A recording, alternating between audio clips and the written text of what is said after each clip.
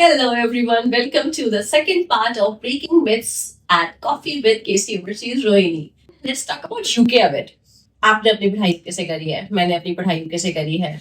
ये एक बहुत बड़ा मिसकंसेप्शन है इतने सालों बाद भी कि यूके में एक तो पढ़ाई बहुत एक्सपेंसिव है बिकॉज पाउंड्स है, और दूसरी चीज ये कि वहां पर बिकॉज एक साल की मास्टर्स है उसकी कोई वैल्यू नहीं है. What is the truth behind it all? UK में अगर आप ट्यूशन फीसेस देखें तो 10-12 लाख पर एनम से स्टार्ट होती है. जी एक एवरेज अच्छे कॉलेज की ट्यूशन फीस इंडिया के अंदर एक प्राइवेट में अगर आप जाते हैं जी तो बहुत एक्सपेंसिव नहीं है. लेकिन आपको जो बेनिफिट मिलता है वो ये है कि अगर आपको अपनी डिग्री विद ऑनर्स कंप्लीट करनी है इन द यूके जी. बैचलर्स, तो आपको यही चीज अगर आप ऑस्ट्रेलिया जाते हैं, यूएस जाते हैं, तो वहां आपको 4 इयर्स में कंप्लीट होती है. got it. यूके का कुछ एजुकेशन पैटर्न ऐसा है कि वो 3 साल में उतने क्रेडिट्स देता है, तो उसकी एक्सेप्टेबिलिटी वर्ल्ड वाइड बहुत स्ट्रांग है. और same goes for masters. 180 credits का मास्टर प्रोग्राम आपको न्यूजीलैंड में भी वही है, ऑस्ट्रेलिया में भी वही है और यूके में भी सेम है, लेकिन ड्यूरेशंस का फर्क है. जी. उससे आपके बजट पे आपको फर्क पड़ता है. ऑल्सो द फैक्ट कि लोगों को लगता है कि बस यार पढ़ाई ही कर लो, यूके में हम स्टे बैक तो कर नहीं सकते.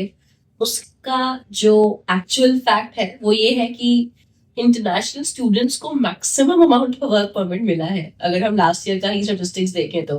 बट इट्स जस्ट दैट कि जॉब आपको ना बैठे बैठे आपके कॉलेज के डॉर्म में, या फिर आपको जब आप यूनिवर्सिटी के कैंपस में बैठे हो, दोस्तों के साथ घूम रहे हो, कोई आकर के आपको जॉब का अपॉइंटमेंट लेटर हैंड ओवर नहीं कर देगा. आपको ट्राई करना पड़ता है. हमारे पास प्रॉपर स्टेटिस्टिक्स हैं जो कि ये दर्शाते हैं कि more than 1,60,000 international students got work permit, which is the highest nationality जिसको वर्क परमिट मिला है यूके में. जॉब्स है तभी तो वो दे रहे हैं ना. आप लेने वाले बनो, बिल्कुल मिलेंगे, राइट? और यूके में रिकमेंडेशन अभी फिलहाल उनके, अगर हम स्किल शॉर्टेज की बात करें तो I recommend health sector and technical education. बिल्कुल. अगर आप मैनेजमेंट में जा रहे हैं, आपके स्किल्स इतने स्ट्रांग होने चाहिए कि आप एम्प्लॉयर को सेटिस्फाई कर पाओ और एम्प्लॉयर आपको एक वीजा एलोकेट कर. मैं तो आपको फाइनेंस पे रिकमेंड करूंगी. Finance is such a big player in UK. You are definitely in good hands. Also health economics. It is so popular, it's booming. So there's so many courses जहाँ पर universities and employers ढूंढ रहे हैं कि भाई आओ join करो, job low. But बच्चों को कोशिश तो करनी पड़ेगी, बैठे बैठे कुछ नहीं होने वाला है. Alright, moving on. Let's just talk about Australia a bit. The reason for my smile is because Australia is one of my favorite study destination. I absolutely love the education system. I love everything about Australia. So let's just talk a bit about Australia. So Dashar, the most common thing जो कि parents मुझे बोलते हैं, नित्या बहुत expensive है. What about it?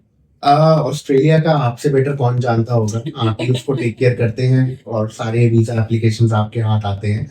आप बताइए कि कैसा रहता है, क्या बजट वाकई में इतना हाई है ऑस्ट्रेलिया में या फिर ये एक मिथ है? देखिए, ऑस्ट्रेलिया में बजट डेफिनेटली थोड़ा सा ऑन द हायर साइड आता है, बट द फैक्ट इज कि स्कॉलरशिप्स के लिए Australia is very very generous.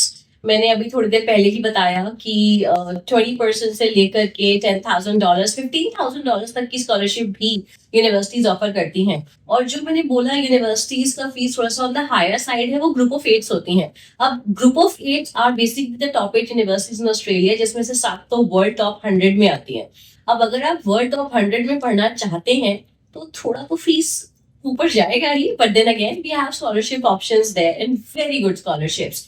तो जब हम बात करते हैं कि हमारा फीस थोड़ा सा ऑन द हायर एंड है, again it's a dollar, pound वाली बात तो है नहीं.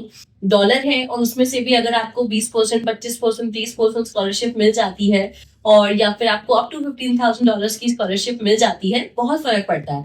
एंड देन ऑस्ट्रेलिया का अगर आपको इंफॉर्मेशन हो तो work permit for international students and work permit for Indian international students, इसमें फर्क है.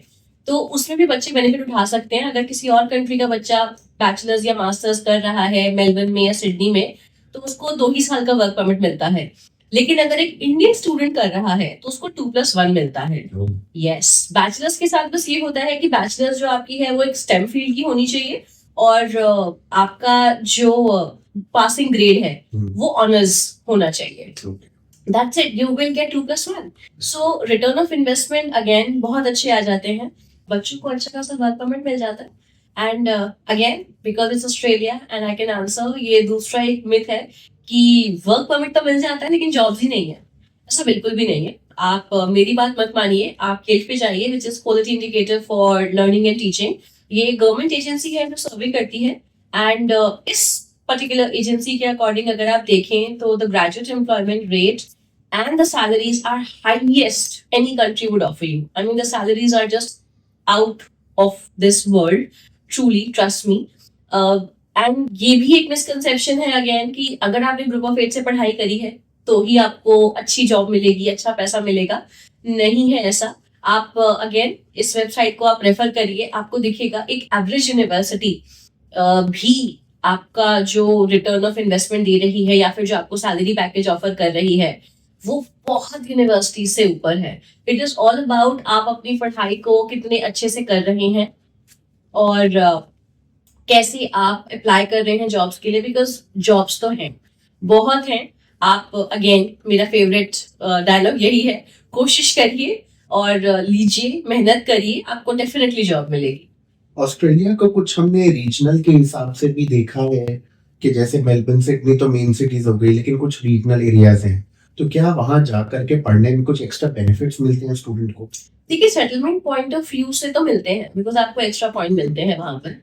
बट द थिंग इज कि बच्चों को लगता है अरे यार 5 साल का वर्क परमिट, 4 साल का वर्क परमिट तो दे दिया लेकिन जॉब्स तो यहाँ है ही नहीं. फॉर एग्जाम्पल आज सुबह ही मैं एक काउंसलिंग कर रही थी जिसमें मुझे एक स्टूडेंट ने बोला बट मैम पर्थ में मैं करूंगा क्या, वहां तो माइनिंग के अलावा कुछ है ही नहीं. तो ऐसा बिल्कुल नहीं है. पर्थ में बहुत सारे एमएनसीज हैं. There are lot of good companies जिनके हेडक्वार्टर्स हैं, जिनके कॉर्पोरेट ऑफिसेज हैं. डेलॉइट का ऑफिस है पर्थ में. तो ऐसा बिल्कुल भी नहीं है कि आप पर्थ सिर्फ माइनिंग के लिए जा सकते हैं. सिमिलरली अगर आप एडलेड देख रहे हैं या ब्रिस्बेन देख रहे हैं, जॉब्स हर जगह है. ब्रिस्बेन में तो इनफैक्ट अब ओलंपिक्स आने वाला है 2032 में. So the amount of development that is happening in Brisbane is it's happening in an astounding pace. So again जब डेवलपमेंट होगा तो जॉब अपॉर्चुनिटीज क्रिएट होंगी, इंटर्नशिप अपॉर्चुनिटीज क्रिएट होंगी. You just have to make use of it.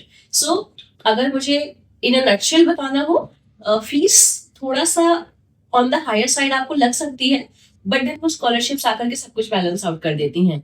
And then it's one of the only country right now जो आपको 2 साल से ऊपर का वर्क परमिट ऑफर कर रही है. राइट. बहुत ज्यादा कंट्रीज ऐसी नहीं रह गई हैं जहाँ पे आपका वर्क परमिट बहुत लंबा हो. जी एनजी है 3 साल, जी. कनाडा है अप टू 3 इयर्स. जी. यूएस में बहुत सेलेक्टिव चीजों पर वो देते हैं अप टू 3 इयर्स बोलते हैं. फ्रांस अप टू 5 देता है. हाँ, वो फ्रांस का तो खैर वो थोड़ा सिस्टम जी अलग है. जी. we have plus to we have to discuss that in another podcast. We will take up Europe as a country complete and उसमें we will be discussing the details. So anything else you want to ask me?